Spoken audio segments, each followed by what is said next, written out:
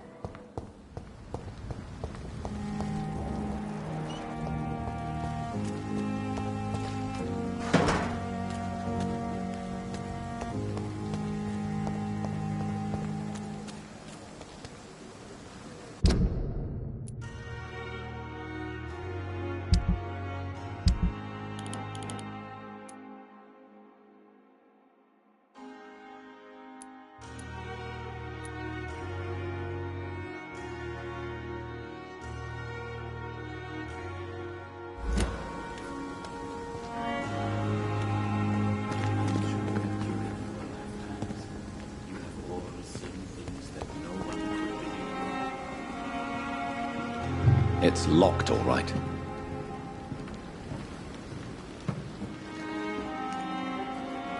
Good evening. I'm Dr. Reed. Always a pleasure to meet a colleague, sir. Especially when he was supposedly dead. A colleague? Are you a doctor, too? Not anymore, sir. I used to be Dr. Rakesh Jadana. Now, I'm just Mr. Jadana, pawnbroker and humble guardian of this morgue. What do you mean, you used to be a doctor? Was your license revoked? No, sir. It is just that I like to be precise. I run a little pawn shop while taking care of the dead. But I used to be a real doctor.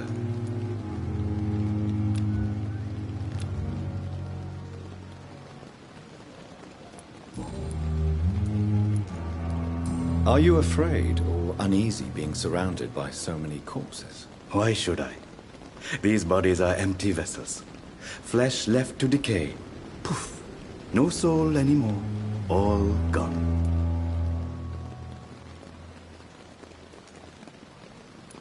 An interesting point of view.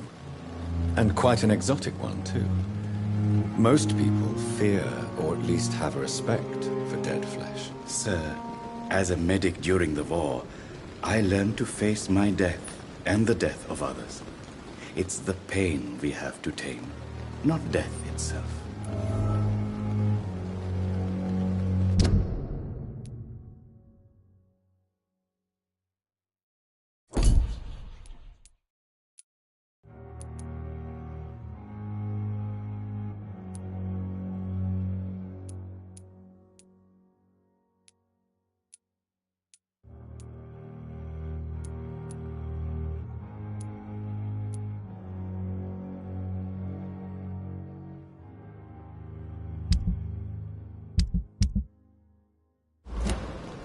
How did you get this job? After I left the army, I worked as an undertaker down by the docks. A dangerous place with many an unpleasant business there. Milton Hooks helped me get a job here. Do you work here alone? Yes, very easy work, sir. All I have to do is watch a few bodies. The situation was very different when the main morgue was still open. Why close the hospital's main morgue? It was for sanitary reasons after the beginning of the epidemic. Cadavers had to be moved to the nearest mass grave. Why do you have to watch these bodies? Because these poor fellows have no names. We keep them in case someone comes looking for the missing. Sadly, very rarely happens. Have we met before? I don't think so, sir. Why? When we first talked, you said you were glad to meet me since I was reported dead. Funny story, sir. Your sister came here a few nights ago. You were missing, and she was looking for your body. She must be very relieved now.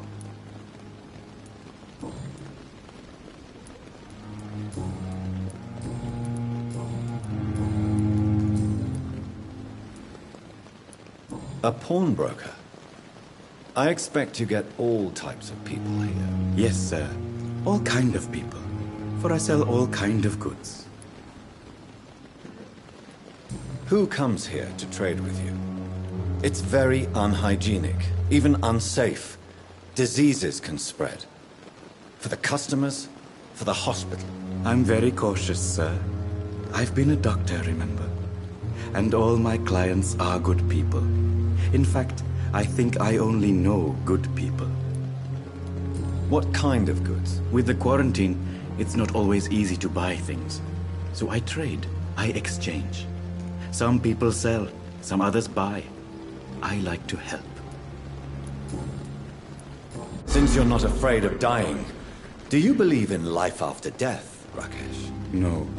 I believe we must do all the good we can while alive. For our time is short, and the obstacles are endless. Do you think you would enjoy immortality as a concept? I don't think so. Don't mistake me. I love life, and I'd like to live a long life. But everything has to decay, sir.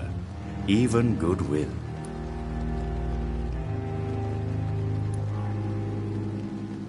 Do you really believe goodwill cannot last? As I said, sir, everything decays. If I was to never die, goodness, I would be bored or worse. And I like to be helpful, sir. Quite depressing, wouldn't you say? Yes, but the good news is, we'll all die before losing our humanity, sir. So you're ready to die? No, I am not. I don't fear death, for I won't see it. What troubles me is the pain my death will inflict to those I know. You're a wise man, Mr. Chidana. No, Dr. Reed. I am a foolish man. But I like to think otherwise. Please show me what you have to sell. Of course. It's just trinkets and curios, really. But I'm sure they can be useful.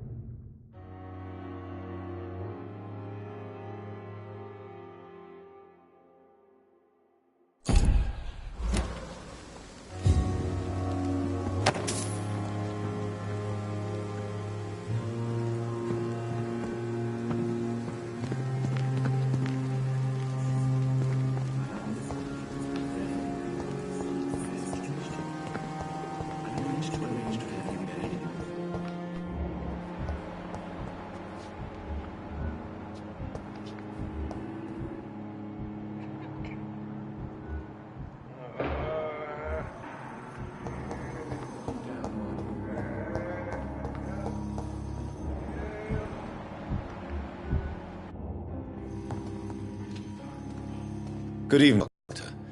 I believe we're going to be working together. Dr. Reed. Dr. Swansea informed us of your arrival, but I could not dare to believe we'd have such good fortune. Such an honor, sir. Thank you.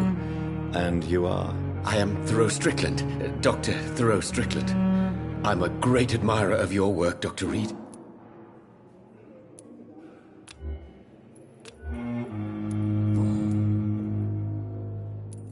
Please, could you tell me something about yourself? I'm a great admirer of your work concerning blood transfusion, Dr. Reed.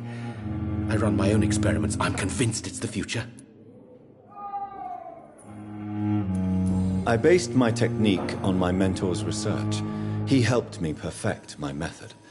What is yours? I'd rather not talk about it. For now, it's just theories and first approach. My process is purely experimental and unsuccessful. As long as you're cautious and methodical, you may remain empty-handed, but you won't fail. You're not the first one to warn me, but I am convinced knowledge is the main weapon against the ravages of this epidemic. What made you choose to be a doctor? I'm not ashamed to admit you and your work have inspired me. I am honored to have the opportunity to work by your side.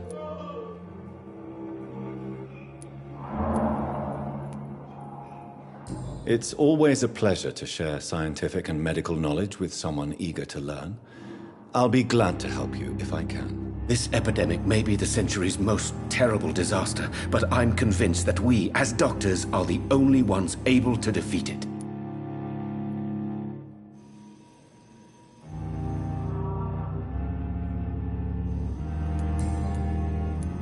What can you tell me about the Pembroke? Well, it has always been an honor to work with Dr. Swansea.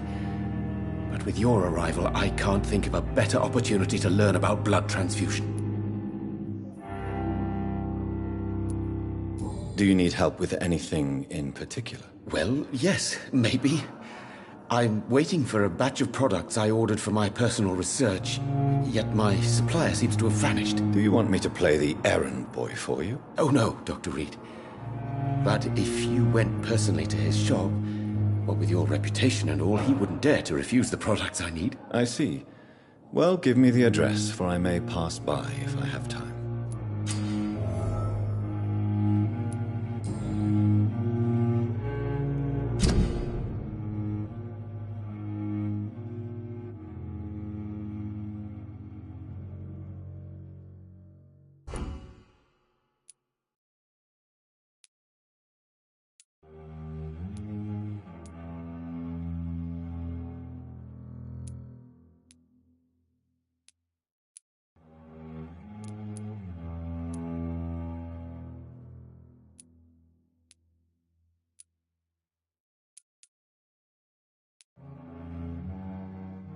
You seem quite optimistic. It's a rare and precious attitude in these difficult times. I'm convinced that this epidemic is a test of endurance and dedication for us men of science. Questions remain about our capacity to resolve the situation. True, true. Last summer, during the first wave of the epidemic, I used to joke with Milton about the extra work. We're not smiling now. What do you think of Dr. Ackroyd's aversion to modern medical methods? It's a shame he's so narrow-minded. Dr. Swansea taught me that science is about exploring uncharted territory. I'm convinced that's true. With the influenza and all that's going on, you should put your differences aside, don't you think?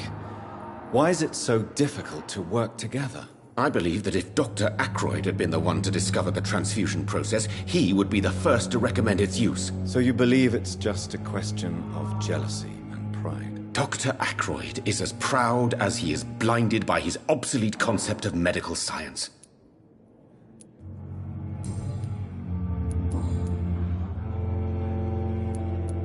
Tell me more about your willingness to experiment with new medical techniques. Harvey Fiddick is a patient suffering from a severe injury that could cripple him if not treated correctly.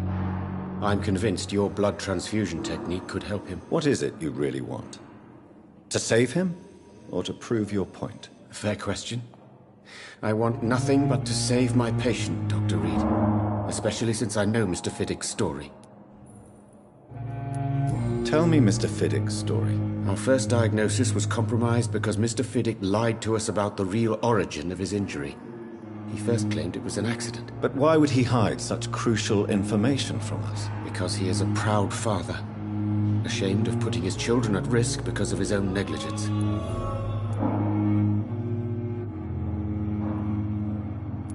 This personal involvement could also appear to be a lack of impartiality. You must know that a good surgeon must remain neutral. I agree. But that does not excuse Dr. Aykroyd's behavior, a man who did not even take time to converse with his patient. Do you think keeping his distance was a mistake? All I know is that I'm taking care of human beings with desires, hopes, and fears. Not some biological machine comprised of blood, bones, and flesh.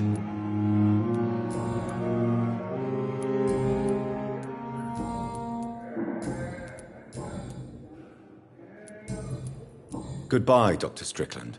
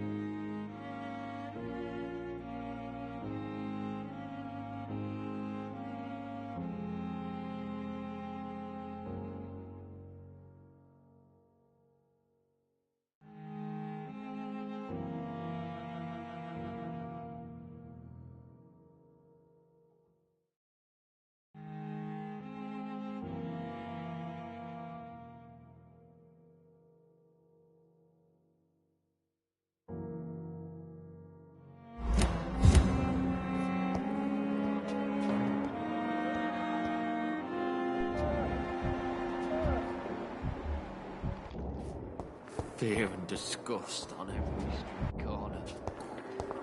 The daily routine.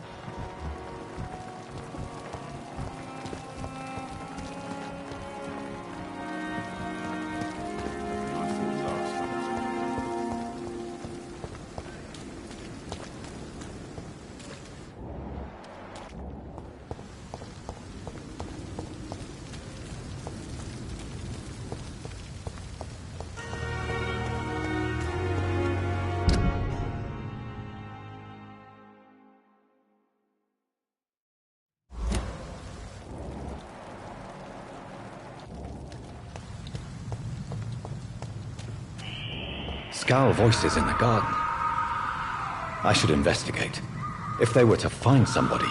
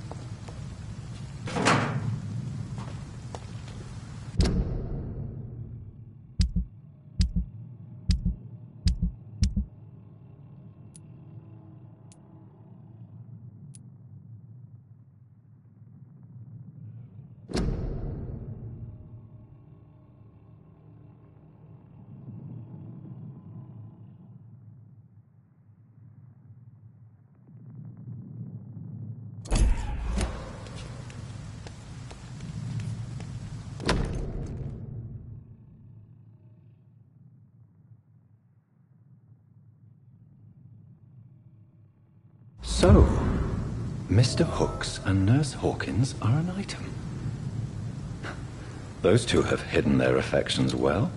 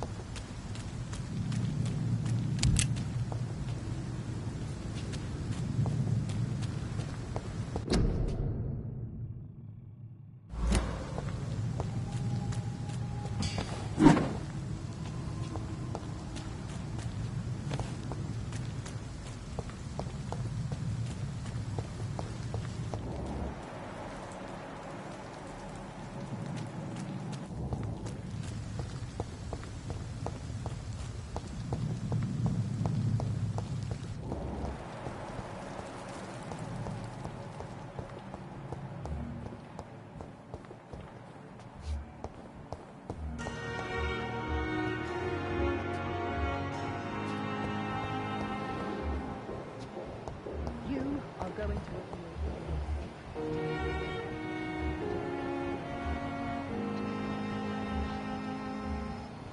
Soon enough we'll be able to walk out of the light ceremony.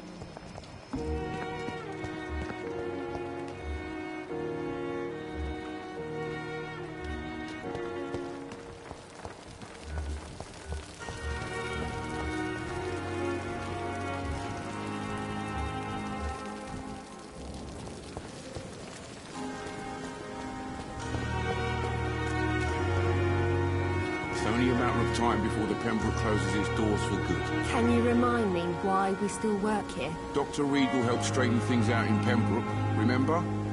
I, for one, am still waiting to see it. Well, that's reassuring. Believe me, it gives me courage. Good evening, Nurse Hawkins. Good evening, Dr. Reed.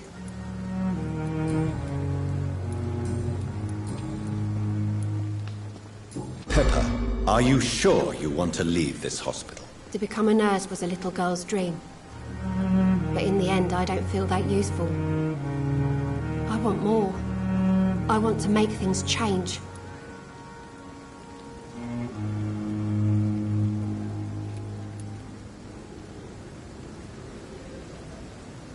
But you're doing something important here. For all the patients who need your help. We save lives, sure. Each time we send a cured patient home, it's a relief beyond words. But since the epidemic, I feel so powerless.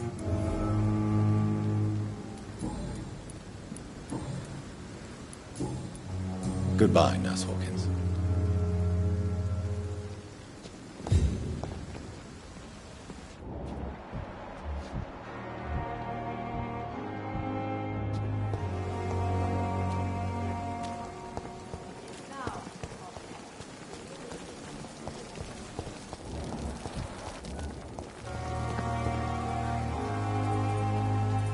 Good evening, Milton. Good evening, Doctor. Still trying to save lives?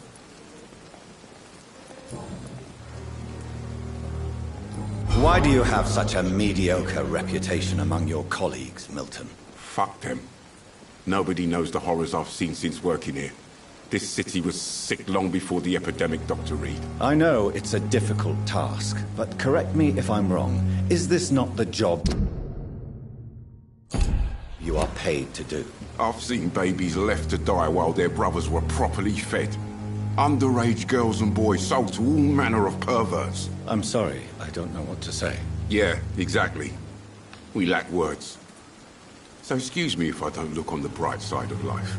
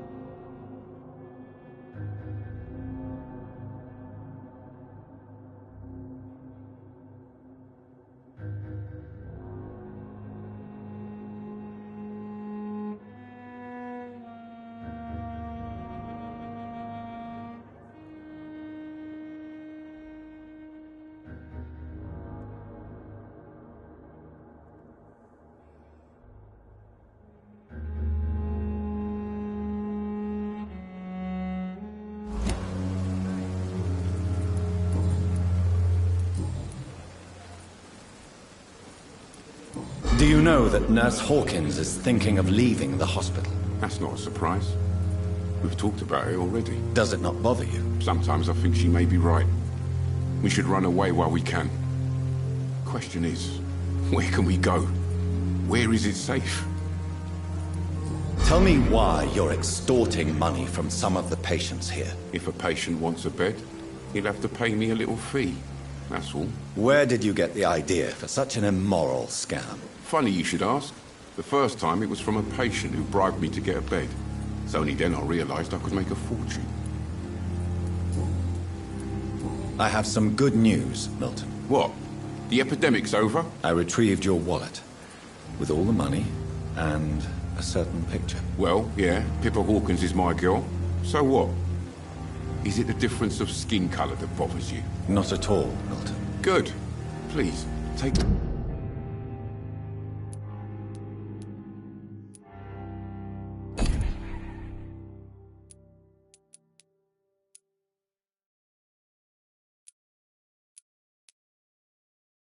this money anyway, to remind you to keep your mouth shut. Not everybody is as broad-minded as you, Dr. Reed.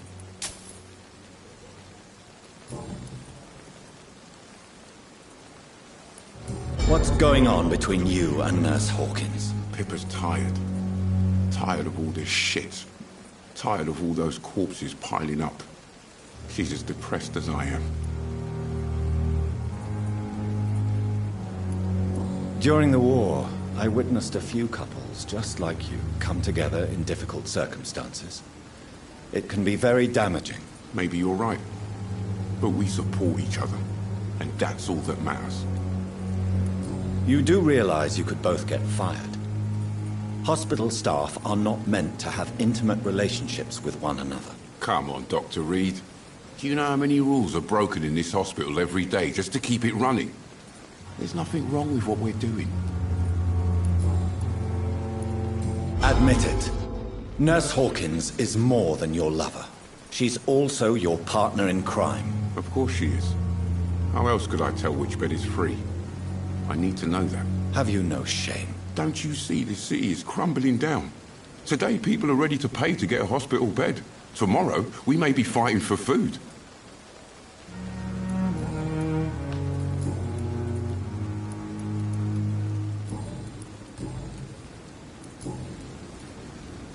I'd like to see your goods. Wise choice, Dr. Reed. A reliable gun is what everybody needs these days.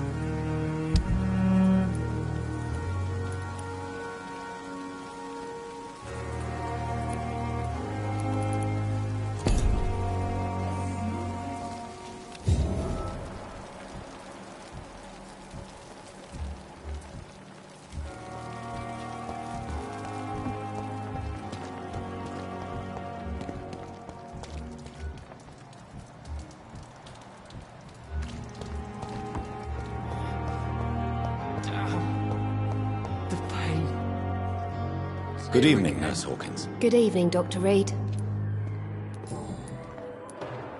Pippa, I know you're very close to Milton Hooks. Yes? Milton Hooks is my man. If you want to report me for that, just feel free, Doctor. I have no intention of reporting you, Nurse Hawkins. But are you aware of the risks? The rules say I won't be allowed to work as a nurse anymore. But here at the Pembroke, we break rules all the time. Is he worth the risk? Hey, I'm no perfect woman, and Milton is not the finest bloke, but we do our best to get by. That's all any of us can hope for nowadays.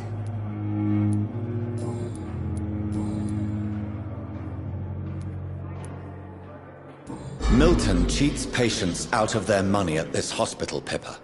Are you his accomplice? Yes, I am. Is this your definition of being useful? By abusing the sick and poor? No. It is my definition of getting out of this useless life once and for all. Whose idea was it? What difference does it make? We did it together, and I'm guilty as charged. Answer my question. It was my idea first, even though Milton would say it was his, to protect me. Why do you do it? Why not? Most of the sick who paid for a bed are already dead, or will be soon. Don't you see the futility of all this?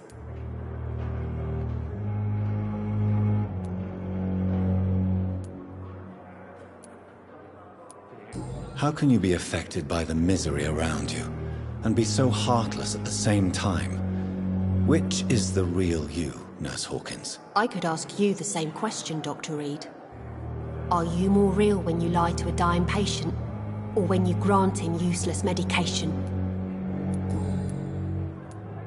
What steps are you prepared to take to feel more useful? I don't know yet. My sister believes that the real fight is in the streets nowadays. Maybe she's right. Maybe this is what I must do. And what about Milton Hooks? Does he share your point of view? For Milton, any change means more comfort and more peace. I disagree. If you feel that saving lives is not useful enough, perhaps it means that you've lost faith. On the contrary, my faith has never been stronger. Maybe we are all just too proud to face up to the fact that science cannot compete with God.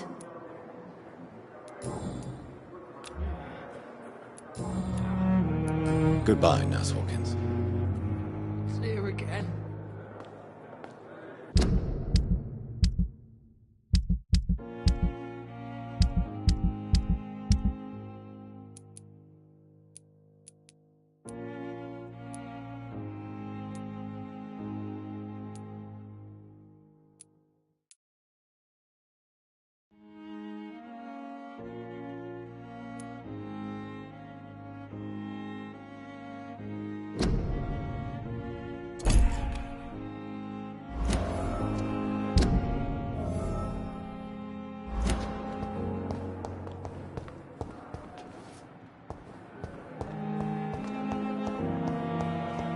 Wasted too much energy for so little result.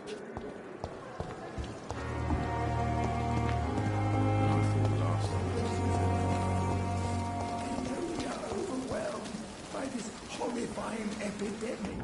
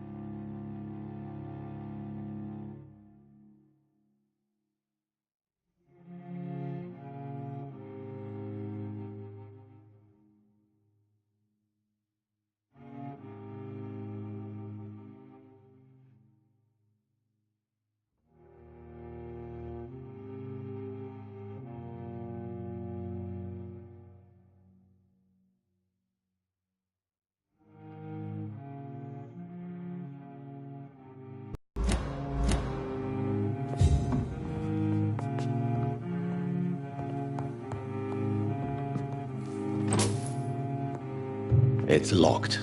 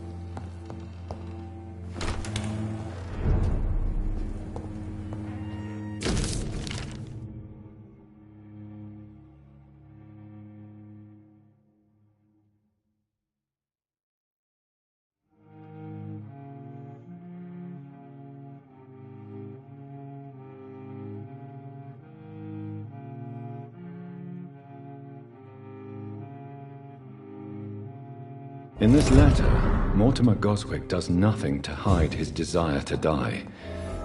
I could give it to his mother, but doing so would betray his trust.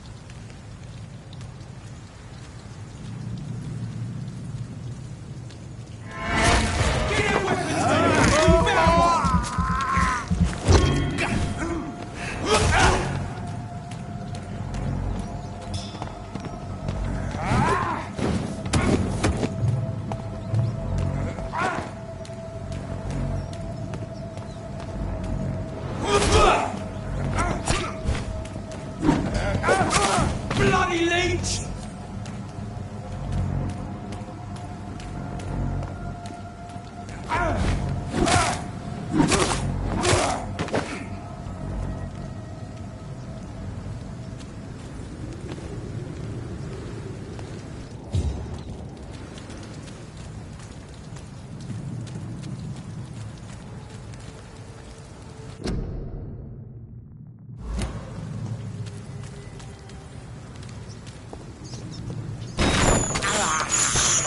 I have this thirst for blood.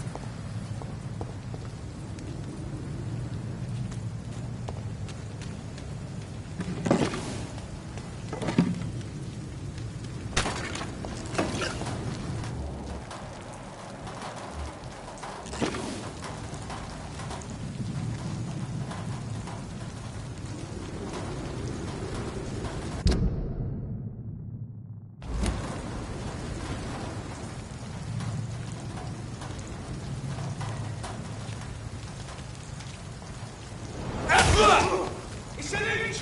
Kill it!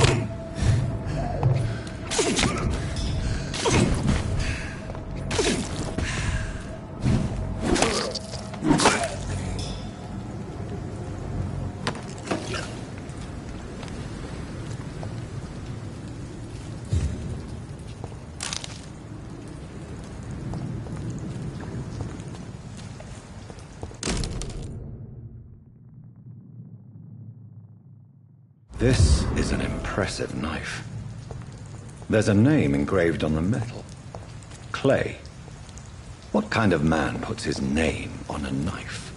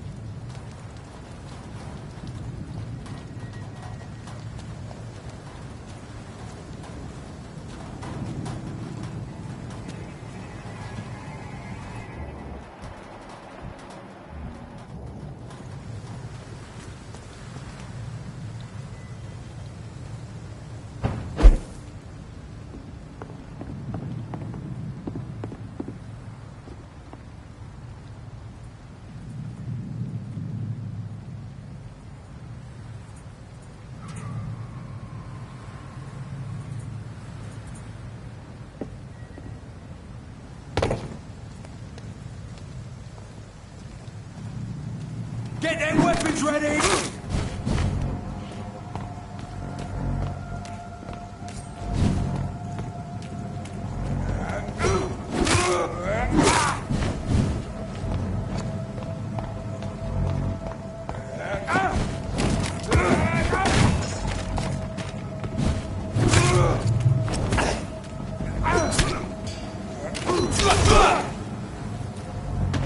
Filthy piece of shit!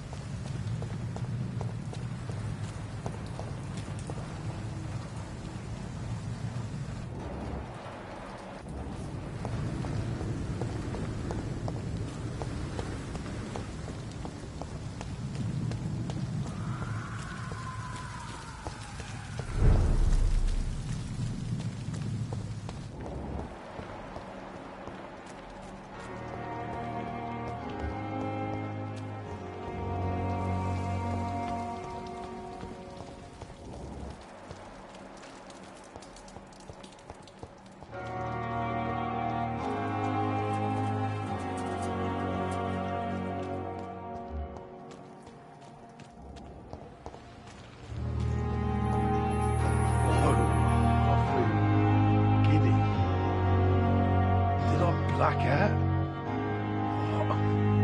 What happened?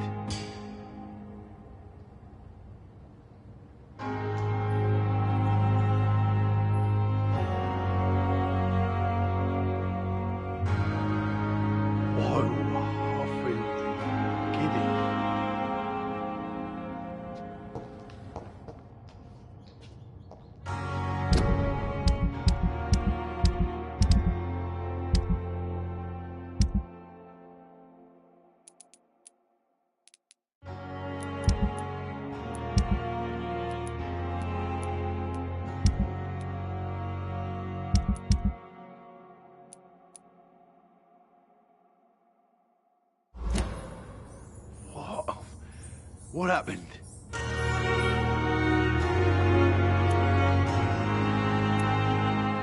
Did I black out?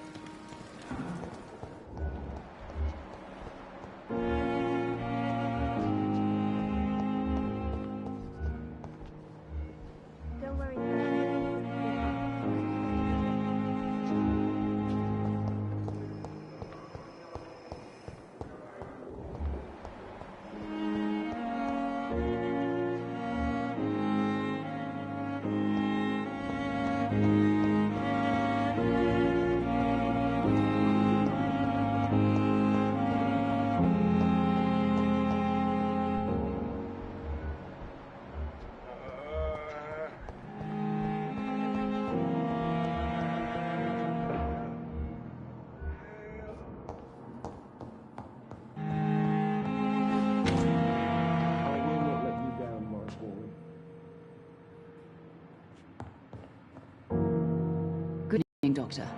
How is my son doing?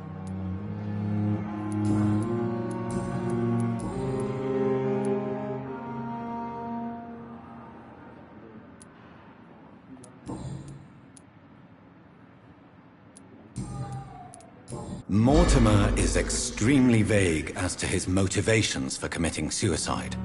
Tell me more about what you know. As you say, Mortimer had no reason to die.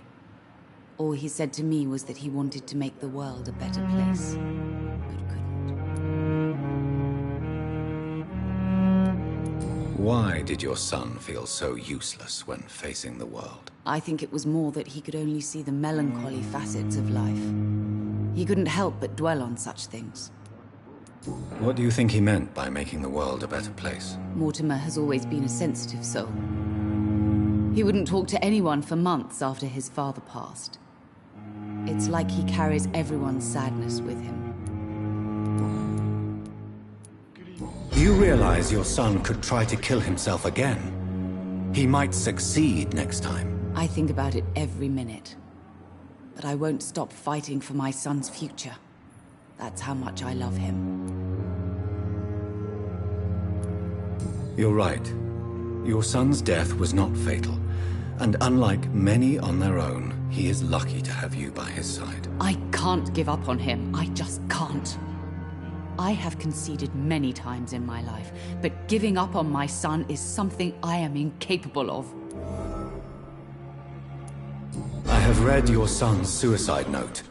It was not an impulsive gesture, nor was it his first attempt. He threatened to kill himself a few times before. But I never thought he would dare to punish me this much. Punish you? Why? I've known for a long time he was not happy with his life. But I always hoped he cared enough to avoid making me suffer like this.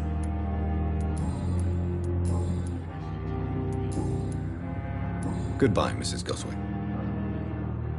What a blundering idiot. Good evening, Mr. Goswick.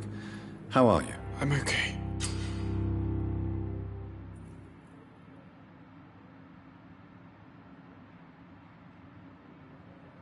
Do you need any help? I'm afraid I may, sir. I don't mean to be a burden.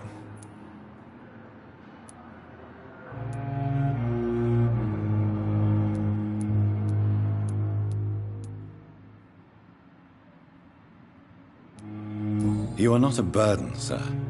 Healing you is my responsibility. And you have my gratitude for that.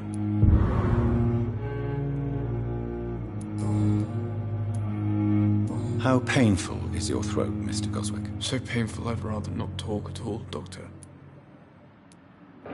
I'll let you get some rest, then. Good evening, sir. Good evening, Mr. Goswick. How are you? I'm okay.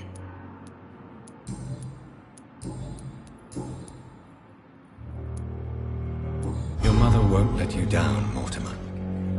Don't you share her hope for a better future? No. I don't. Won't you even try? Do you want me to promise you I'll get better? Do you want me to tell her the same thing? I could, but it would not change anything. I've read your letter, Mortimer. You wrote about an unbearable feeling of despair while the world crumbles around you. Tell me more about it. There's nothing more to say, really. It's hurtful, it's unbearable, and I don't ask anyone to understand what I feel.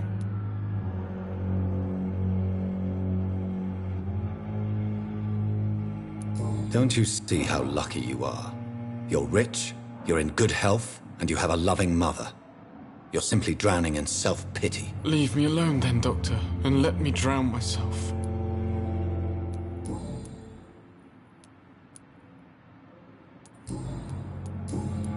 I have to go now, sir. But don't hesitate to contact me if you need any help. Good evening, sir. Doctor. Good evening, Doctor. How is my son doing? Your son asked me to find this letter, Mrs. Goswick. However, I thought it would be preferable to give it to you. I already know what I'm going to read. Mortimer, why are you acting in this way? I have done everything I can to help you. But it's not enough. We will talk about this letter later. I understand that you need some privacy. Before you leave, take this for your trouble. Thanks to you, my son still has a future. Perhaps.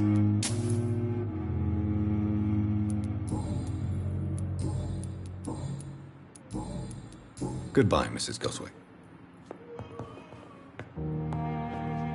Good evening, Mr. Goswick. How are you? I'm okay.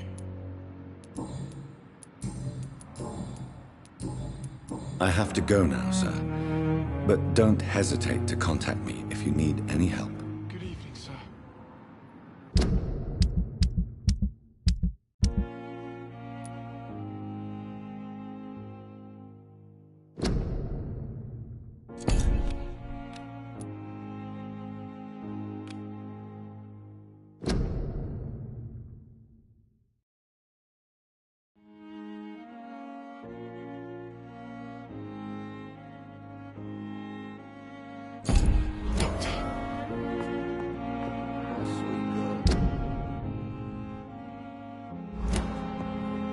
Like a book. I never could keep anything from her. Good evening, Mr. Fiddick. Good evening, Dr. Reed. Any news about my operation?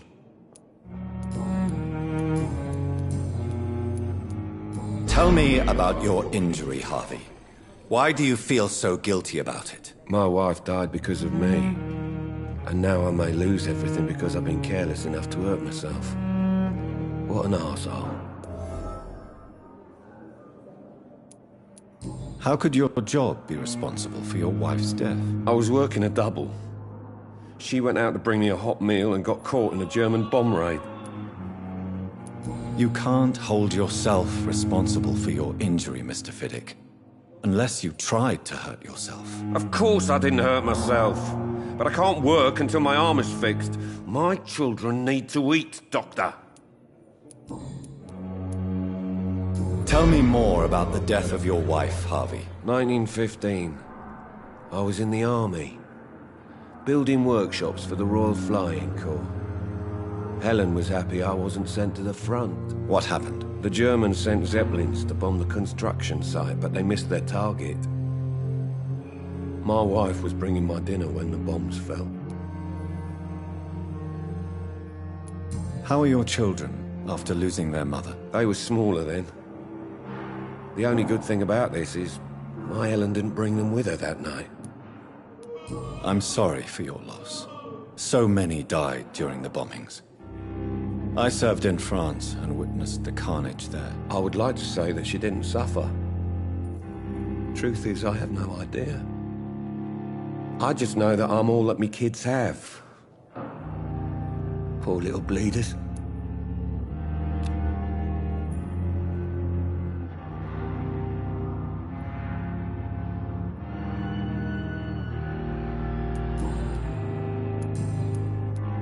Goodbye for now, Mr. Fiddick.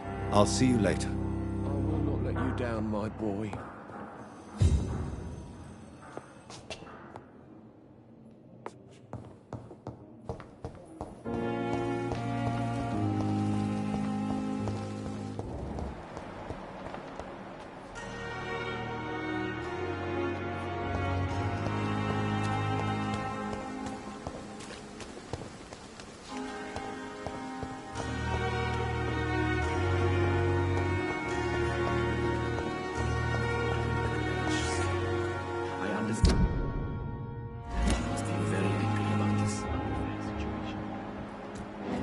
To arrange to have you buried in the same mass grave as your wife.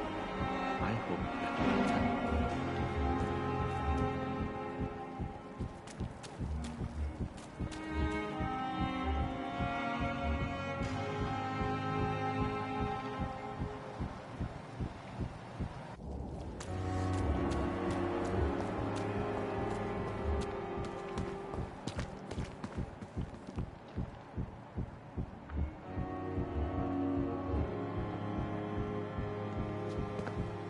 I'm sorry you ended up on a plain and cold medical bench, sir. I understand you must be very angry about this unfair situation. I managed to arrange to have you buried in the same mass grave as your wife. I hope that might help.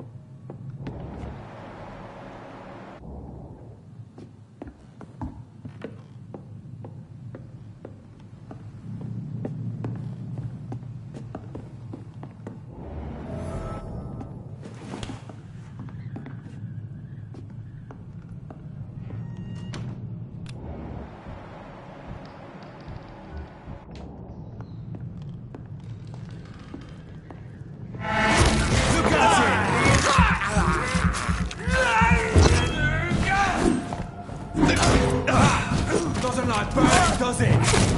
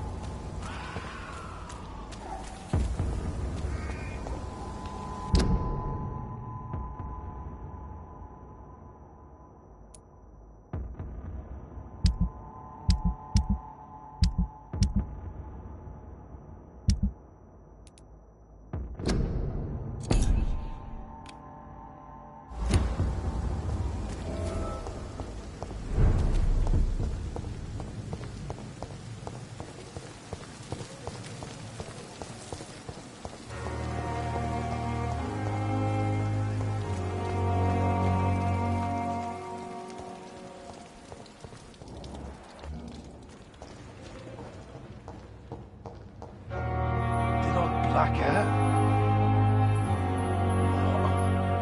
What happened?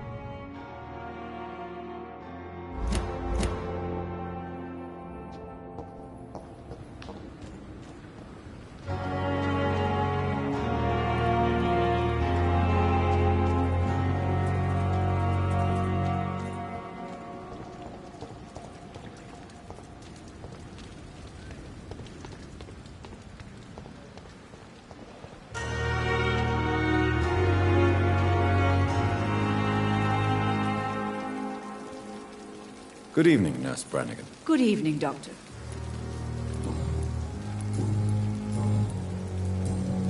Goodbye, nurse.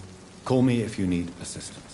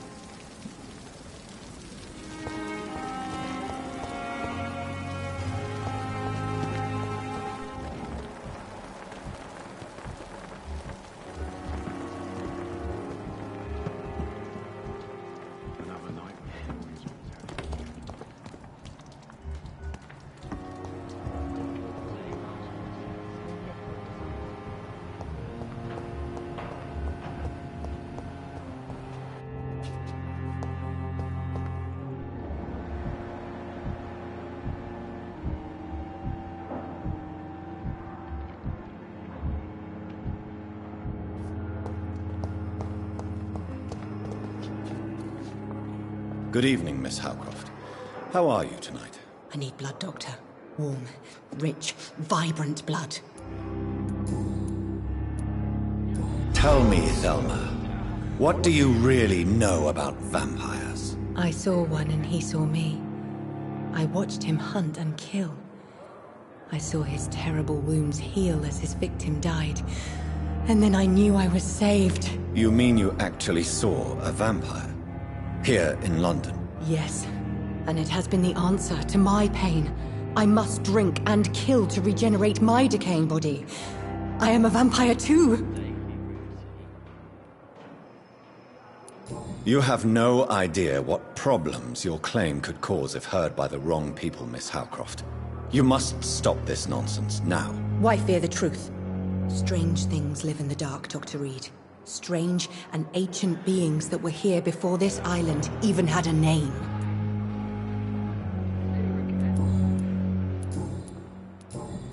I'll leave you, Mistress of the Dark, to your nocturnal activities.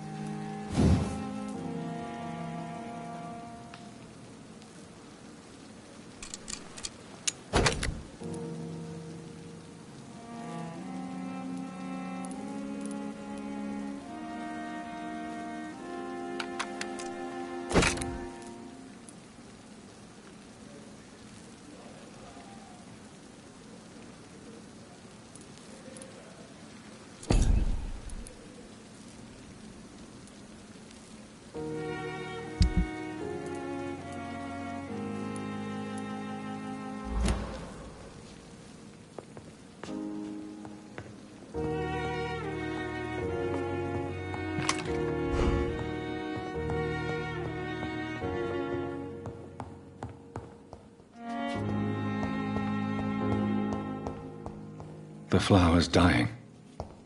It needs water.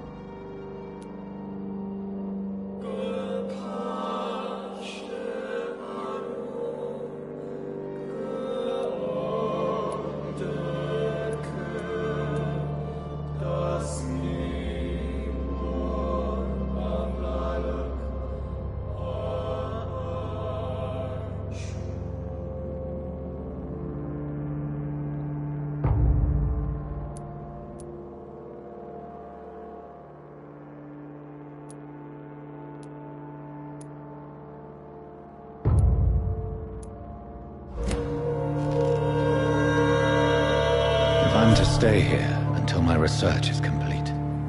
I'd better learn to hide my true nature from the mortals. But what about my thirst for blood?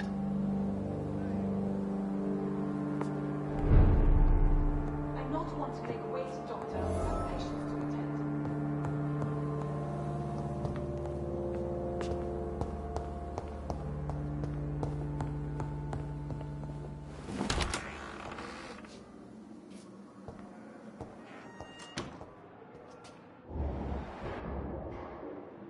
Yes, Nurse Crane? How can I help you? I'm so sorry. I know Dr. Swansea wanted you to rest, but we have somewhat of a crisis. A crisis, you say? Our supply of antiseptics is nearly depleted. I was hoping there was another box up here, but...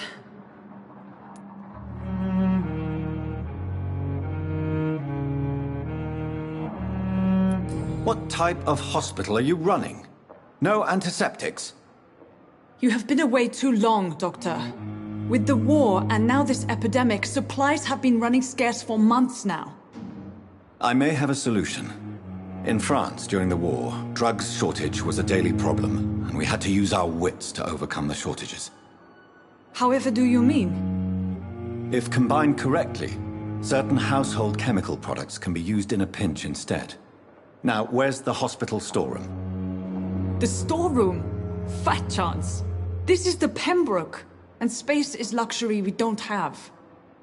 Everything used to be stored in the old morgue. Perhaps I should look there first. Where is this morgue?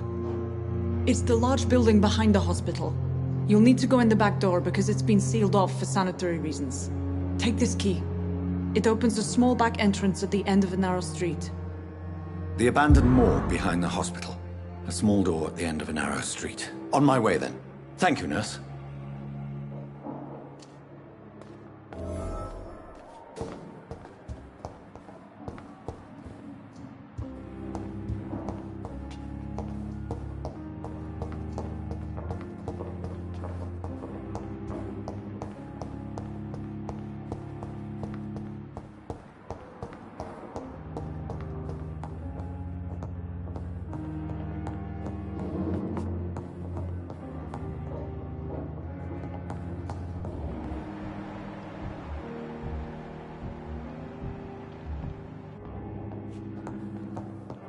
Not now.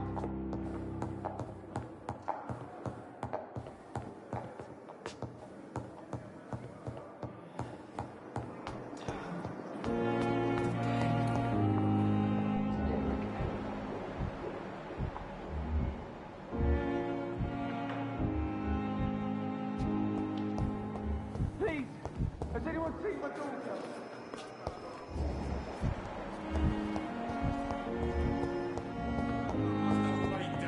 Blaming me will not further your agenda, sir.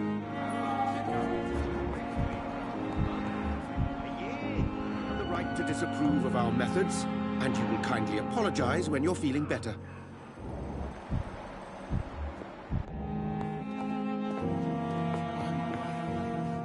Good evening, Dr. Strickland. And good evening to you, Dr. Reed. Can I be of any help?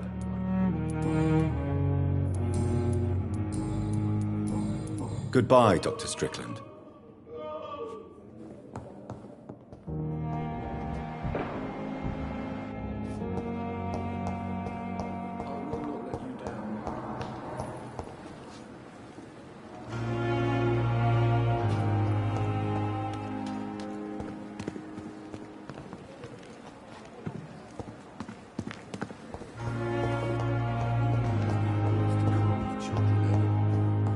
As for me, what a blundering idiot.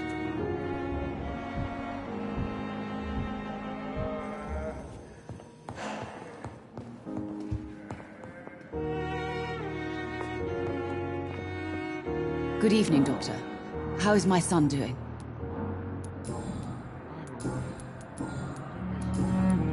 Goodbye, Mrs. Goswick. Good evening, Mr. Goswick. How are you? I'm okay.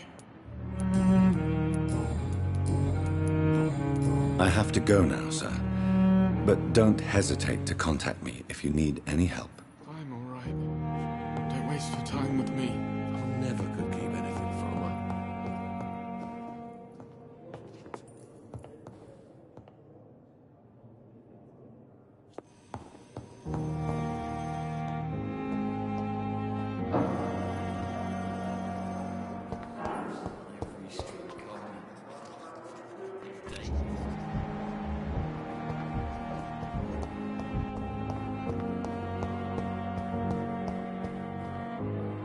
I have wasted too much energy for so little result.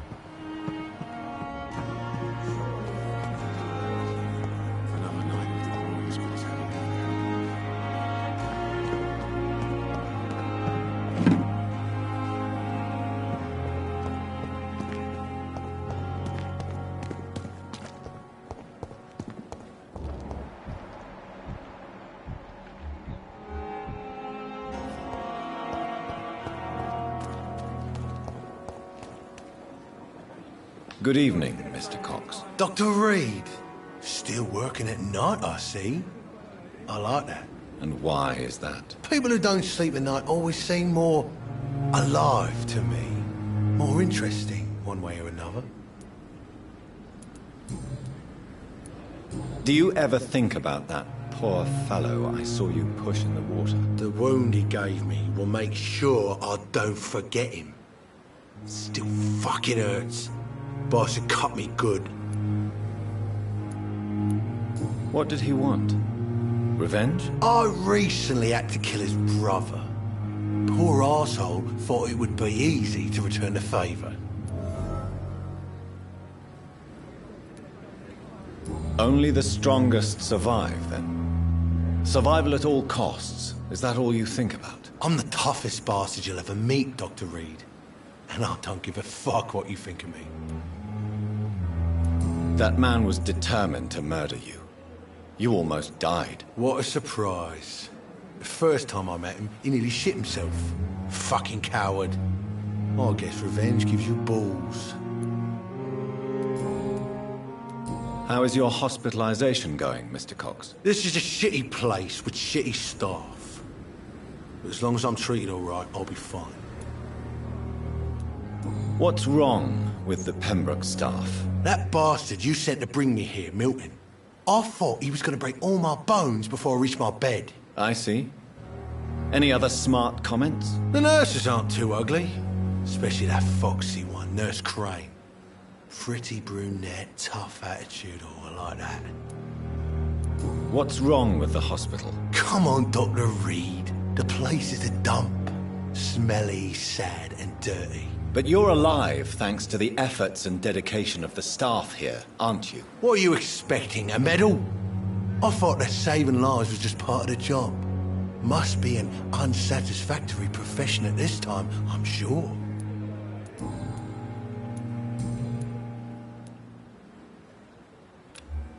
You're lucky to be alive, Mr. Cox. I hope you're starting to take better care of yourself. This place is full of sickness and decay. How could I get better in such a dump? Consider yourself lucky that I'm treating all of my patients equally. But don't push your luck. Don't play the innocent with me. I'm sure you have good reasons to act this way. And also weaknesses that can be exploited. How long do you think you can escape the law, Clay? I know this city like the back of my hand, Doc. I know its streets, who to pay, who to avoid, and who to bully. I won't get caught.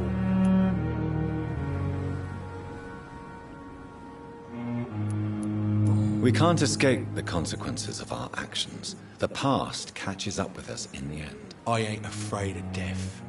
I don't hide who I am. I live my life honestly, which is more than I could say for most folks. And who are you, then? I'm the leader of the Wet Boot Boys. One day, I'll leave this shitty place and punch in the face all who thought I would not come back.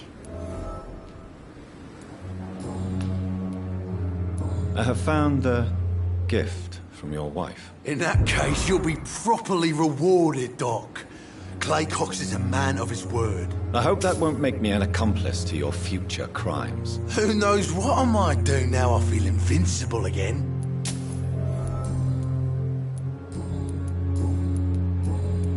I'll leave you for now, Mr. Cox.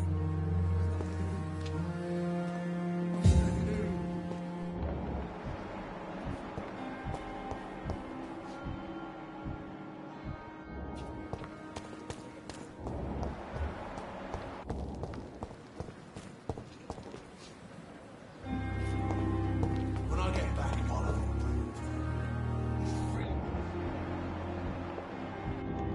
No time for self-pity. It is the last thing our patients need. Good evening, Nurse Brannigan. Good evening, Doctor.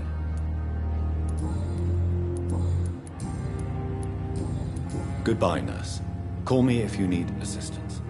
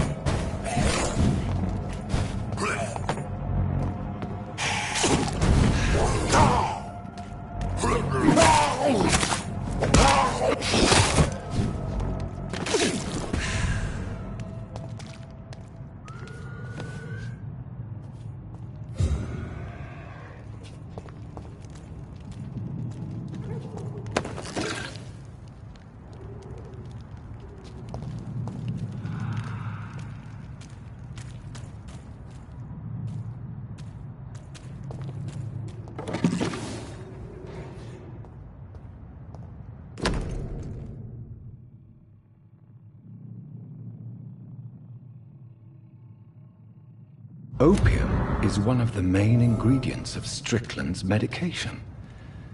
Never a good move.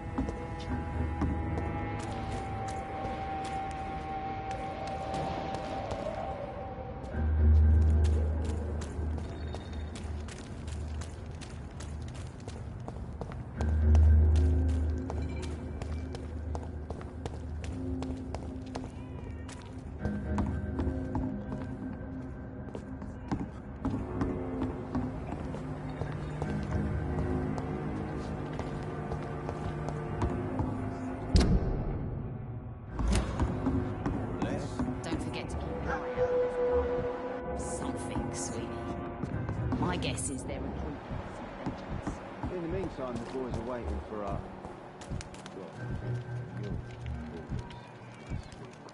I hope the rumors about Clay are true.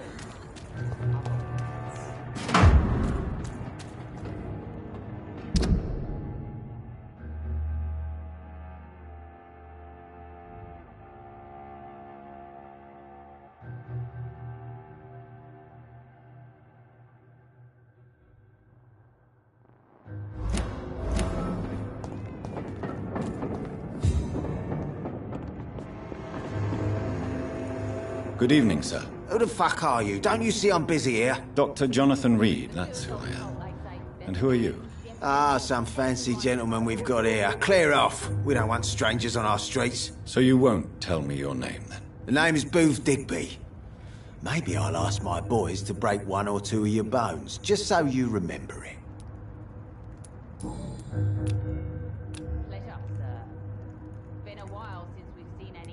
Are you some kind of vigilante patrolling these streets at night? Something like that, but the police aren't in charge here. We are, see? So, tell me about your gang, then. What? Have you got a death wish? You really want me to answer that? Well, yes. You seem so proud of your status. Why not tell me who you're working for? Oi! I'm the boss, all right? The Wet Boot Boys work for me. All of them. Situation round here is better than other districts because of us. Because of me. So you're a concerned criminal, is that it? Using funny jokes about me and my boys, are you? Fuck. You must have some balls. I saw many men like you during the war, Mr. Digby. Greedy little cockroaches who feed on despair. I could kill you for saying that. But, nah. You've been a soldier. I can respect that. What can you tell me about this part of town? Things ain't that bad, thanks to us. We give people what they need, and we control this borough. Well, you're not doing a very good job. People are still dying here, like everywhere else. Yeah, well, we can't be everywhere all the time. And Edwina says if we can find more guns, we could be more efficient. More efficient? Really? You should probably tell Edwina that guns are useless against diseases and infections. Incredible. You know what? You're lucky she can't hear you right now. She's more smart than patient. My sweet queen of the docks.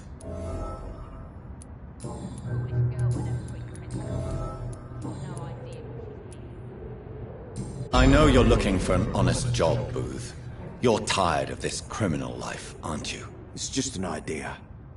Edwina loves to run things so much. You can never really leave the gang. Wet boys for life, you know. Goodbye, Mr. Digby.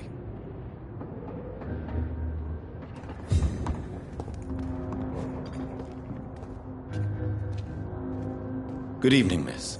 I am Dr. Reed. May I ask you a few questions? Who are you? What do you want? As I just told you, I'm a doctor. From the Pembroke Hospital, actually. The Pembroke Hospital, you say? I ain't paying any bill left by Clay. I'm not here to collect payment, Miss... Miss Edwina Cox. So what do you want, then? Fancy buying something from me, maybe? What can you tell me about your work? I'm a businesswoman. I buy and sell things, and I send my Wet Boot Boys after anyone who don't play nice with me. Gang member and shopkeeper. Can't be easy running double shifts. If you're interested, I may find use of a doctor who can freely walk across the city, you know. You're quite blunt, aren't you? I like people who know what they want and say what they think. This is a time of great opportunity for those ready to embrace their destiny. I'm not interested in a career in the criminal underworld, Miss Cox. Fair enough. Stay away from us, then, if you don't want to get hurt, or worse. Since my return from the war, I don't feel that concerned by threats, knives, or even bullets, if you must know. That's exactly what that stupid trade unionist claimed after he attacked one of us. Booth and I reminded him a bullet beats words every time.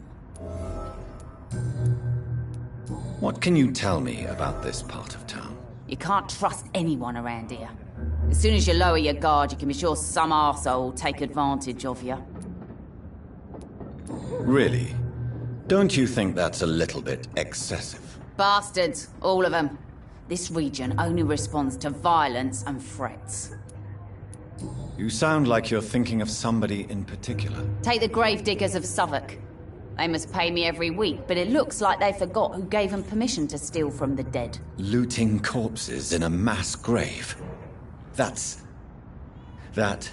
is a new low. Whatever. Hey, since you're a doctor and all, maybe you can access that forbidden area and remind those bastards what they owe.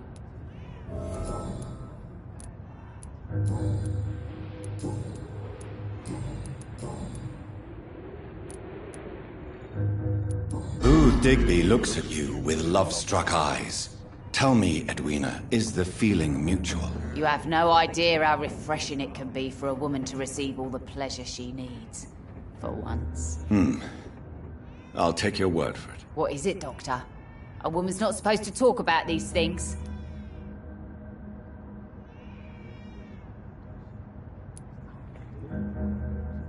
I'm not that easily shocked, Miss Cox. You can speak freely about your lover, if you so wish. The poor bastard is good to me, if you must know. He makes me feel good. And that's a first. So you're just like any other couple, after all, are you not? Yeah, we're so ordinary that I'd put a bullet in his head if he ever cheated on me. Tell me about the man you and Booth killed, Edwina. The bastard killed one of us and received retribution. There's nothing else to say. What happened exactly? I don't know, and I don't care.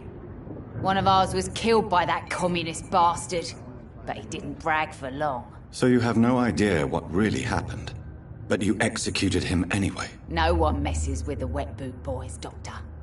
This is our territory, and this is our law. And your conscience is clear.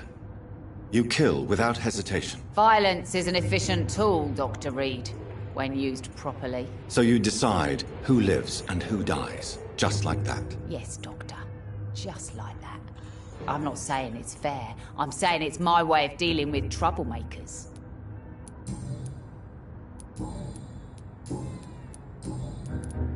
Can I see what you have to sell? As long as you have money, I'll show you all I have.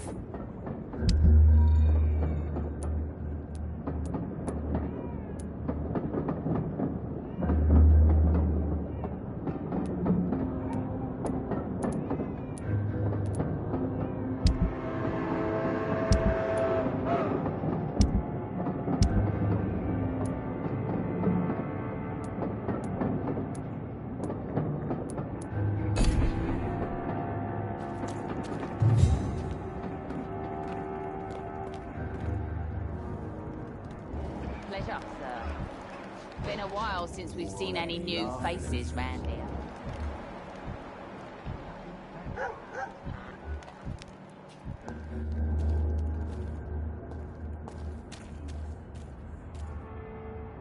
The sewer dog's fault, they say. Then the gangs, the epidemics, everyone's throwing the blame.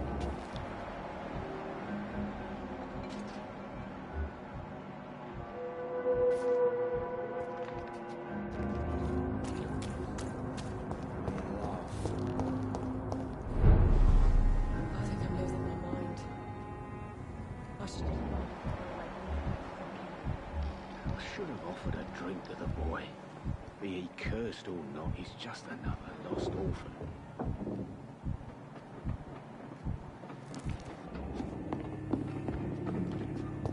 I hope I live.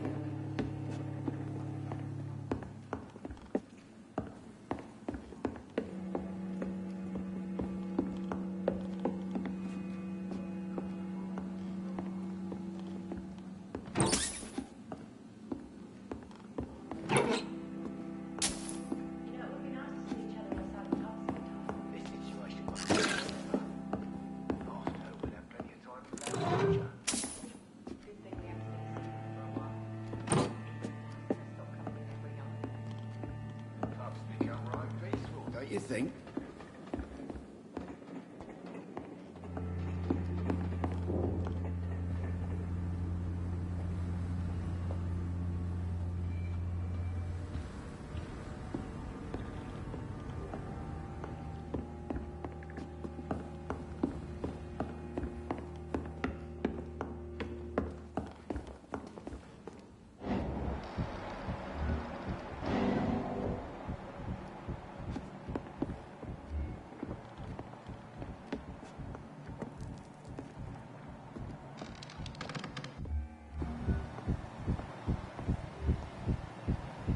It's locked, all right.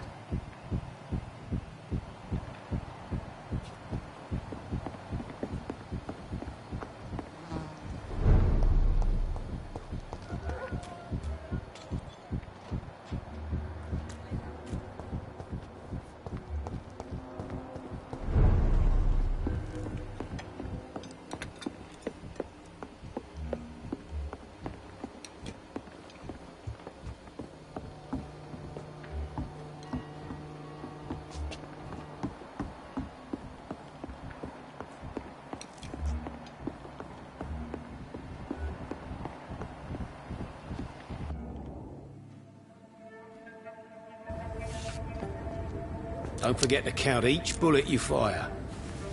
You told me that already.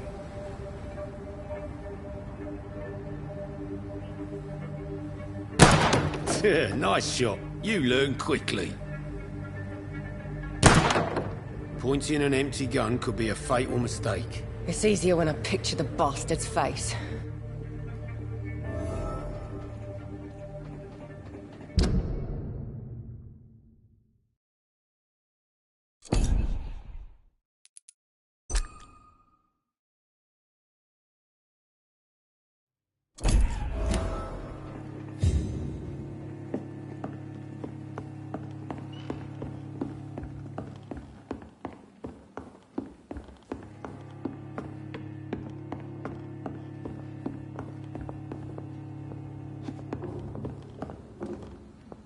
Good evening, Tom. Good evening, sir. How are you tonight? Back to the docks, are we? You remember me then? Of course I do. You're that man who seemed so lost when he entered my bar a few nights ago. Thank you for your hospitality. I'm Jonathan Reed, by the way. I'm still Tom Watts. Welcome back, Doctor.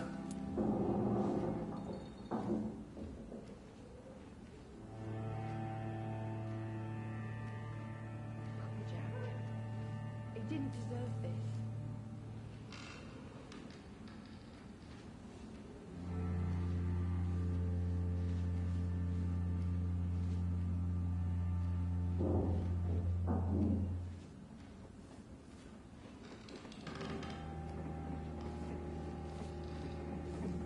I hope I live long enough to see them wet boot boys get what's coming to them.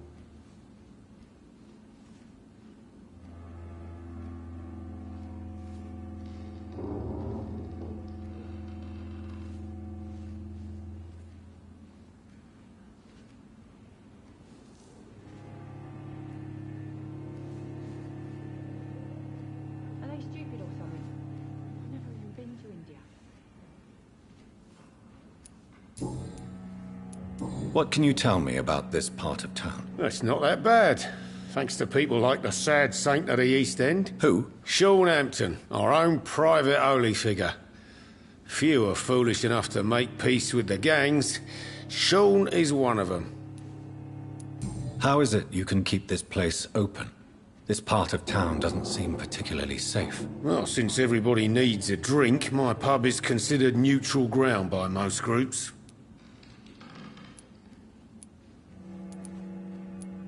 I see. So you get pressure from all sides about how this place should be run, do you? Or something like that. Nothing that a few wise words and a bottle of gin can't solve. You're something of a figurehead around here. I'm only pouring alcohol for everyone to forget their troubles.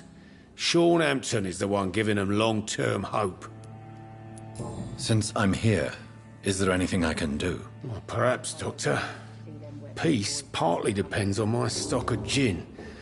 With the epidemic, my supplies are running low. How could a physician help you in this matter?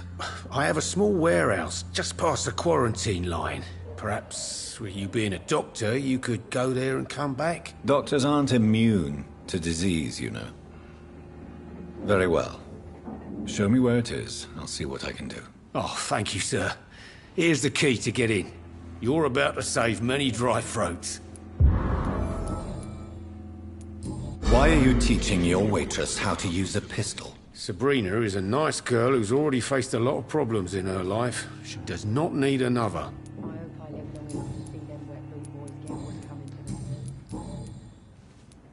Sabrina seems very fond of you, Tom. I like her too. I really do. I know I'm her boss, and I'm much older and all, but I like her for sure. What is bothering you then? Sabrina is an angry one. She wears it like a coat. I'm not sure I can make her shed that anger. It hurts to see her like that. Goodbye, Mr. Watts. I think I'm losing my mind. I should just run as far away from this place as I can.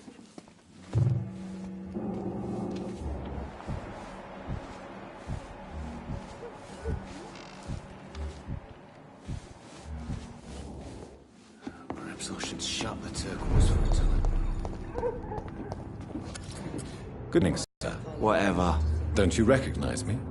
We met a few nights ago. Don't take it personally. I spent a lot of energy forgetting what I did the night before. Yes, you had definitely drunk too much then as well. I'm Dr. Jonathan Reed. I'm Dyson Delaney. I'll try to remember you. This time. What do you do for a living, Mr. Delaney? I drink. I drink in the morning and at noon. I drink at night. And then I drink some more.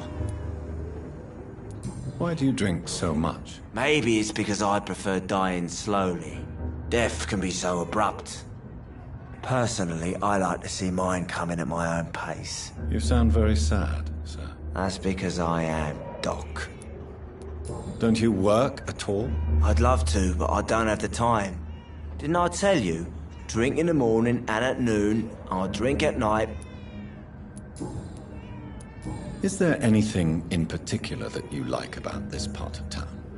Except for the cheap drinks, I mean. How dare you say such a thing? I love this neighborhood. So friendly. So joyful. No reason at all to rejoice, then? Life is hopeless and then we die, is that it? Let me tell you a story. All right. Go on. A few years ago, when I believed a resolute man could change things around here for good, a tragedy occurred nearby. What kind of tragedy? It was a bomb. Bomb that exploded and killed many people. Metal and blood everywhere. Shouts, fire, broken window of the shoe shop, the torn street light. You lost people you loved that day, didn't you? I've lost everything. But you know what the worst part is? I don't even remember where it happened. I've drunk so much to forget it, and now I can't remember where it was. I can't pay my homage to the dead. I'm sorry, Mr. Delaney. It's okay. If you ever find the place, just leave a flower for me there. Even if you tell me where it is. I'm not sure I'd memorize it. Is there anything in particular that you like about this part of town? Except for the cheap drinks, I mean. How dare you say such a thing? I love this neighborhood. So friendly.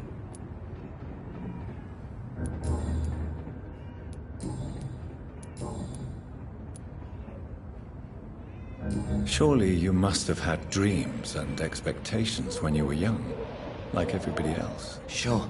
I wanted things to change. To really change, and to change for good. The bigger the dream, the harder the fall. Sounds like you were an idealist, which is honorable. No, sir. I was an anarchist and I believed that exclusive property is a robbery in nature. I wanted a new world to rise from the ashes, Dr. Reed. Do you really think the world is that bad? No, I believe we all can choose to make it better. But most of us are too weak, too corrupt and too guilty.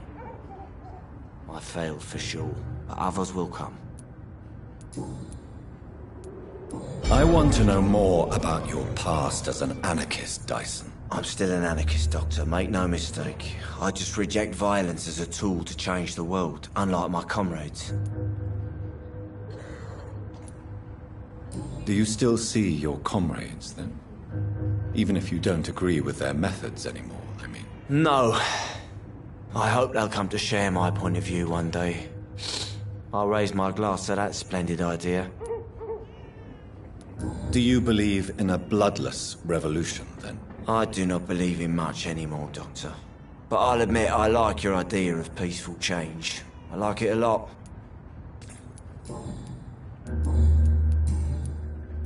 Is there anything in particular? How dare you? Why are you so cynical? Cynicism is the polite way to express despair, Doctor. No reason at all to rejoice. Let me tell you. Another time. Goodbye, Mr. Delaney. I hope I live long enough to see them wet boot boys get what's coming to them.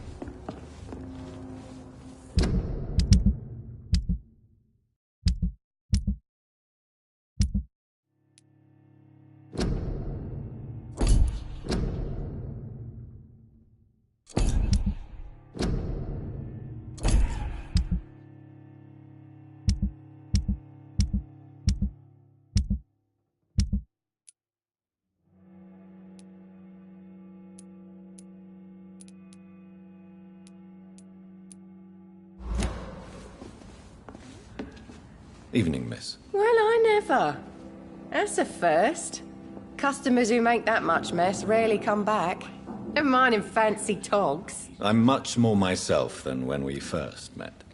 By the way, I'm Jonathan, Dr. Jonathan Reed. Welcome back to the Turquoise Turtle then, Doctor. I'm Sabrina Cavendish. How can I help you? What can you tell me about this area? People don't appreciate that line of questioning round here. You best be more careful with what you say, sir. You look concerned, Miss Cavendish. This is a bad borough. Most people I know are afraid. Most locals will rob you blind, or worse. You best mind your step.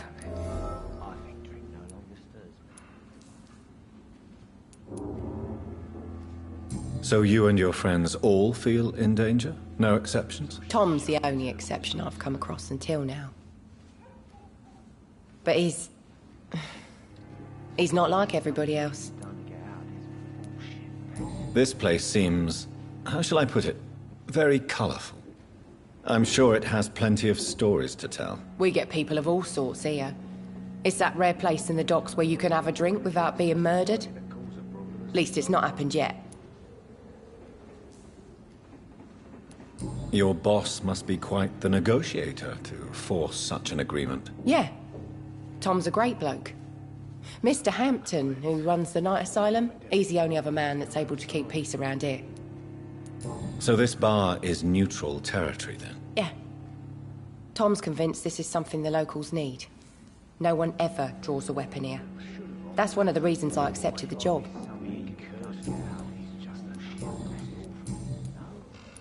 Excuse my curiosity, but where exactly are you from, Miss Cavendish? Something bothering you? What, my name? Or my complexion? Believe me, I never judge someone on their place of birth or the colour of their skin. If that's true, you'd be one of the few not to make fun of me. Just you, Tom, Dyson, Miss Fishburne, and of course Mr. Hampton. I'm sorry if I worried you. I was just curious to find out if you know this part of town well. Nosy. My dad was a sailor from Bombay, and my mum was a maid born up in Glasgow. They got married in London. And here I am.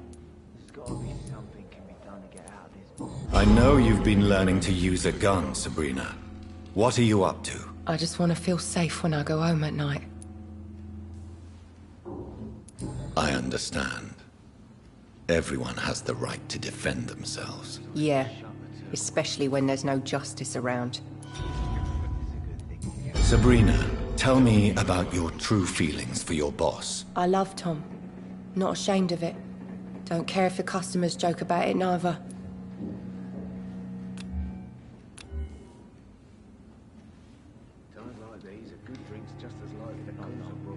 Who's mocking you? I mean, we're always together.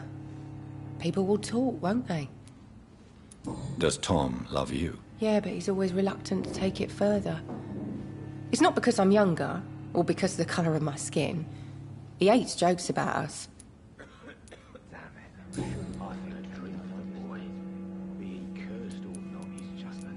I know you've been... I just want to feel... I understand. Yeah.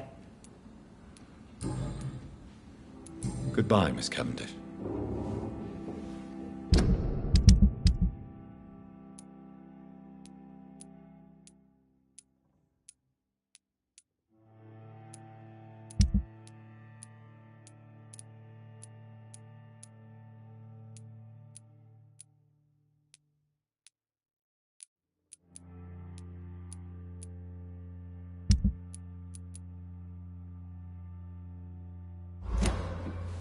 It's a good thing you cannot see me now, Mum.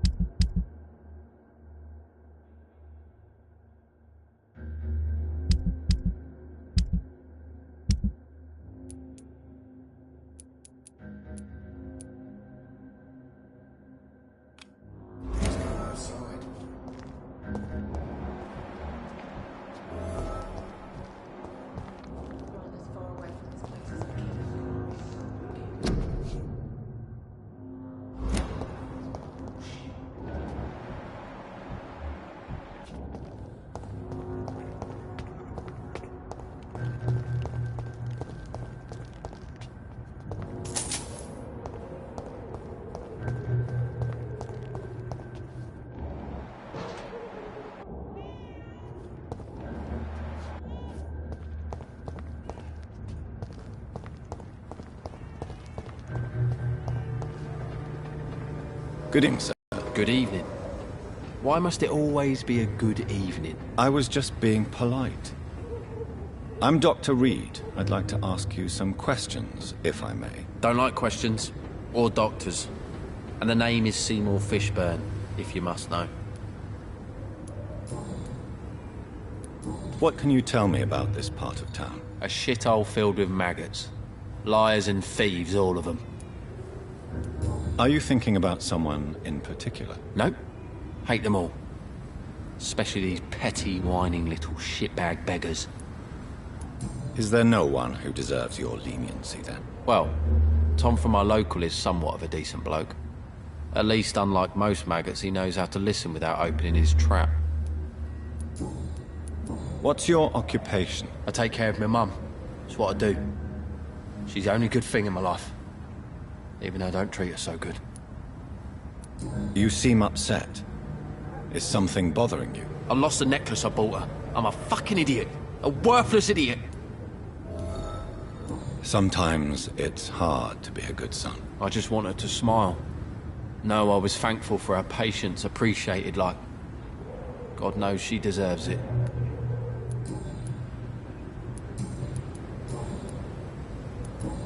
Goodbye, Mr. Fishburne.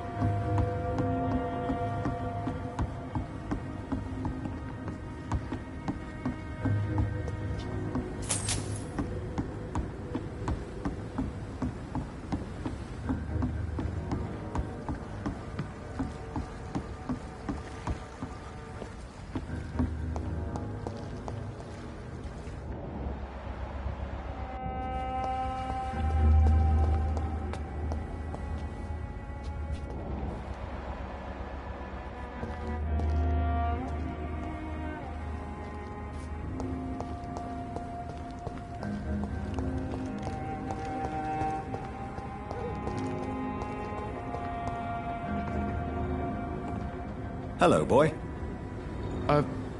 Hello. Good evening. Did I scare you? You have nothing to fear from me. No, it's just that people prefer to avoid me. Well, I won't. I'm a doctor. My name is Rufus, sir. Rufus Kingsbury.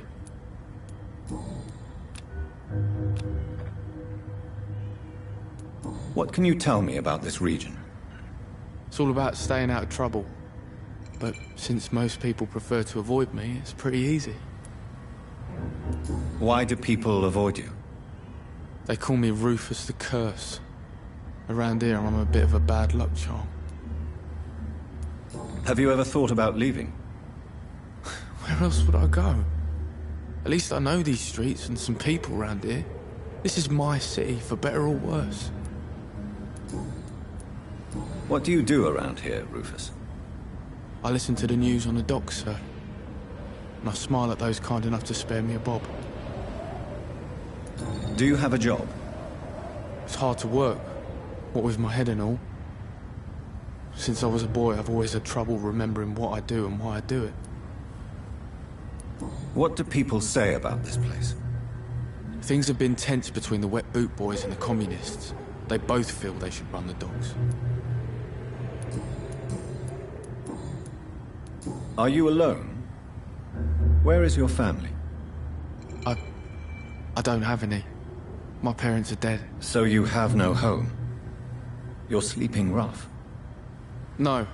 I mean, yes. I live on the streets. I have no home.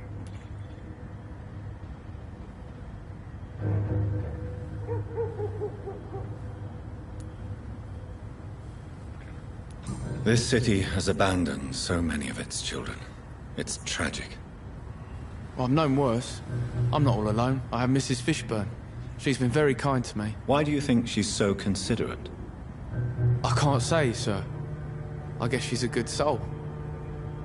Sometimes it's like she replaces the mother I lost, even if we're not related.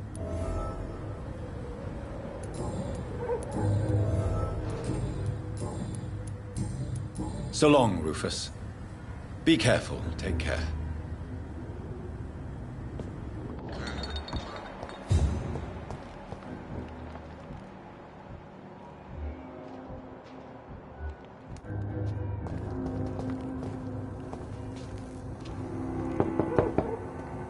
Good evening, madam. I'm Dr. Reed. Could I come in? Why? What do you want? I work at the Pembroke Hospital. I'm investigating the flu epidemic in this area.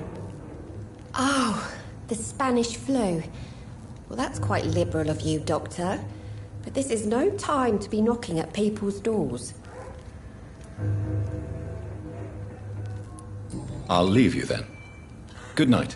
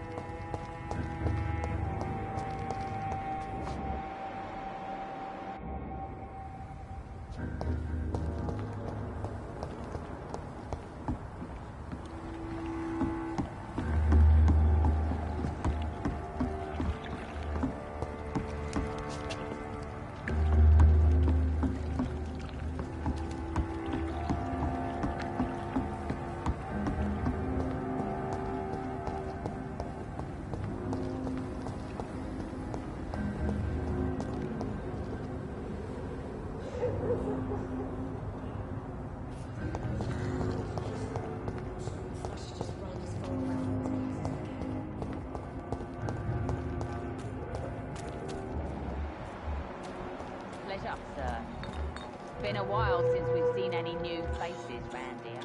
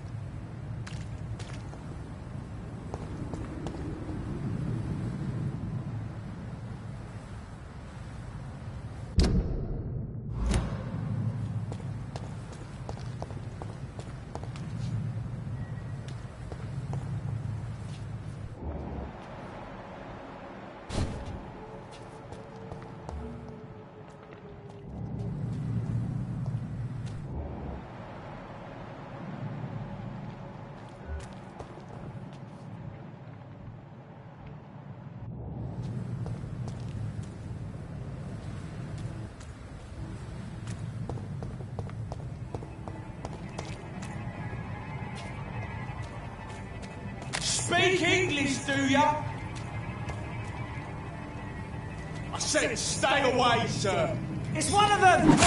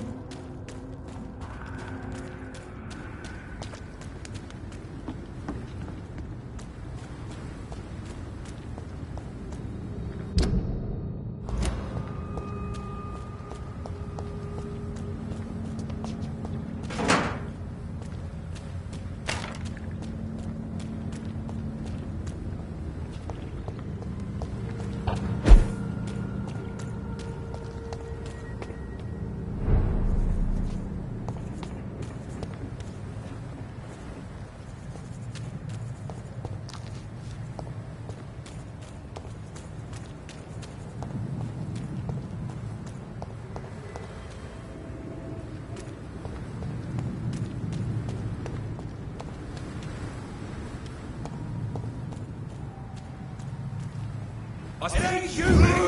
Kill it!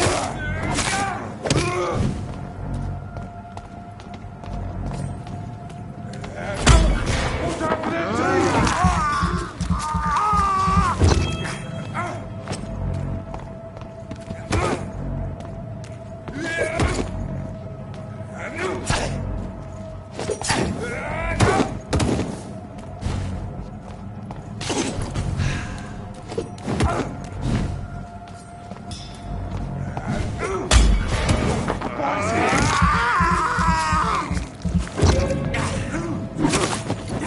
Christ, he's dead!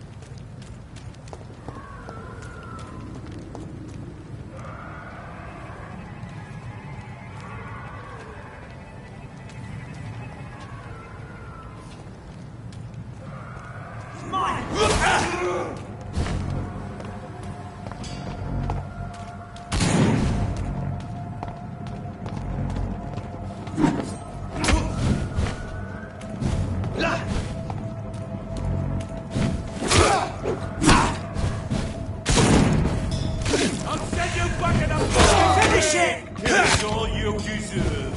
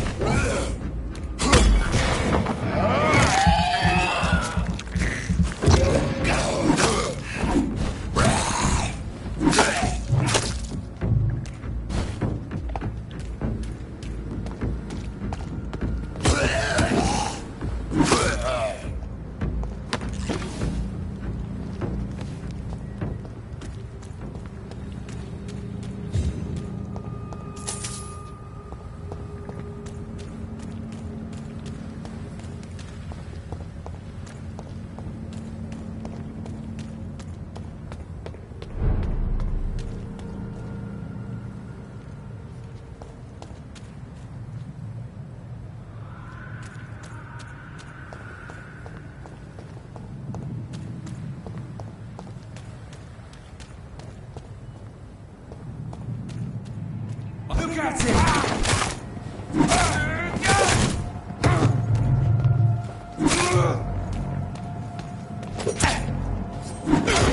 at him! Gonna have a fiddling!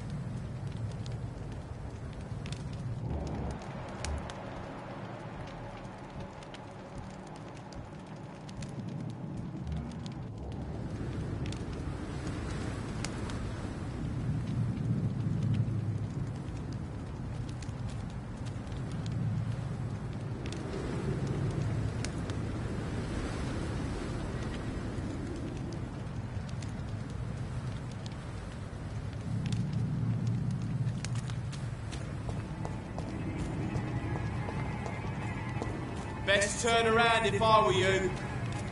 Go on, off you trot. He's mine! I'll take it!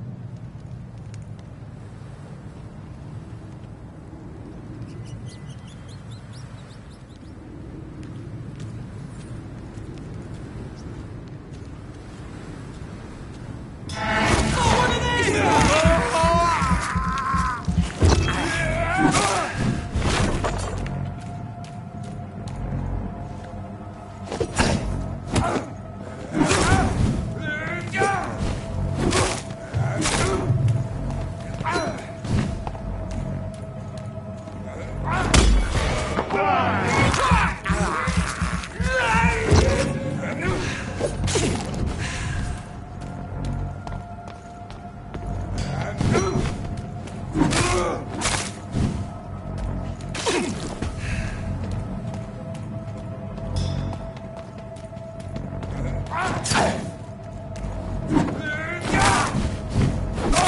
have to stop it! Oh my God!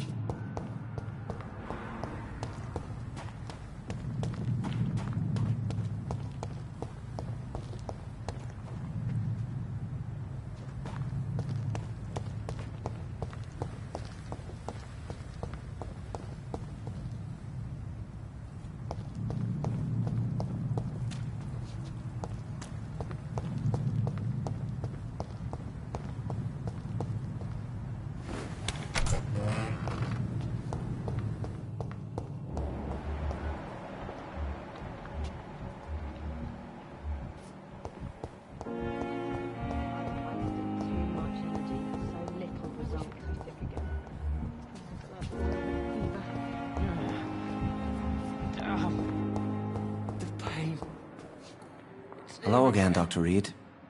I feel better already. Can I go soon? Goodbye, Mr. Hampton. We'll talk again later.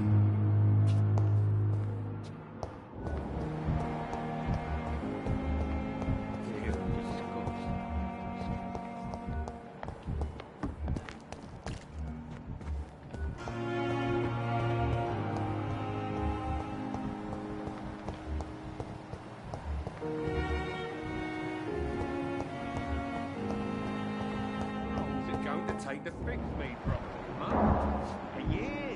The right to disapprove of our methods, and you will kindly apologize when you're feeling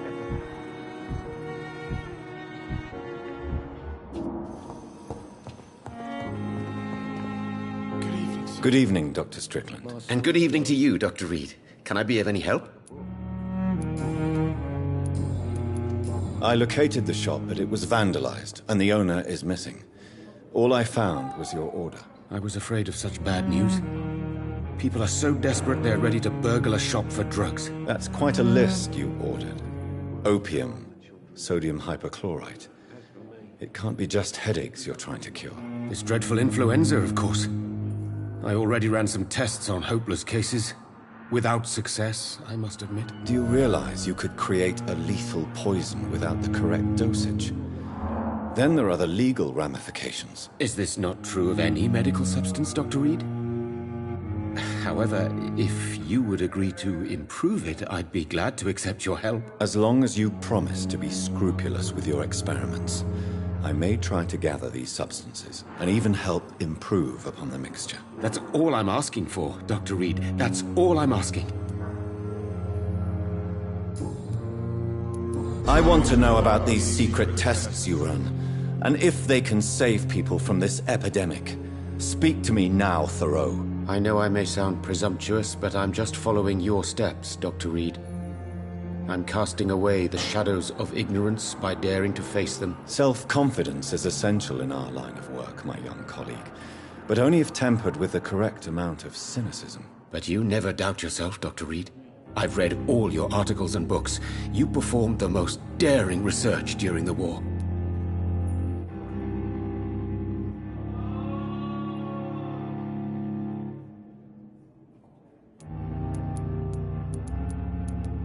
You have my support, Dr. Strickland. I know exactly what it feels like to battle an unknown disease with only your mind and force of will to help you. Thank you, Dr. Reed. You don't know what that means to me.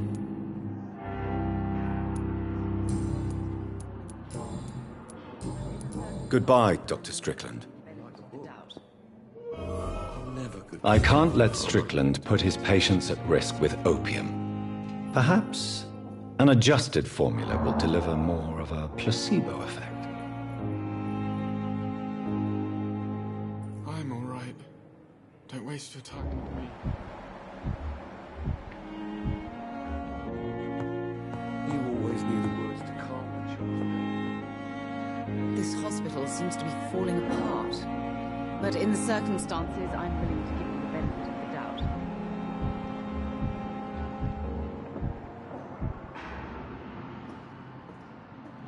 Good evening, Doctor. How is my son doing?